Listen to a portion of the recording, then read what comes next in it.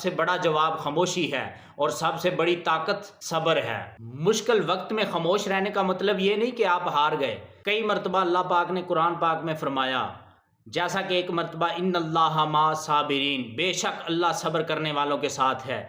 طوفان جتنا بڑا مرضی ہو، اگر آپ اپنی کشتی کو خاموشی سے سنبھالے رکھیں گے تو ساحل ضرور ملے گا۔ صبر کی تلخی کو خاموشی سے جاننا وہ ہنر ہے جو انسان کو عام سے خاص بنا دیتا ہے، جو انسان کو عام سے خاص بنا دیتا ہے۔ مشکل وقت تو گزر ہی جاتا ہے، لیکن آپ کا مزاج، آپ کا رویہ جو اس وقت ہوتا ہے، آپ کا انداز ہمیشہ یاد رکھا جاتا ہے۔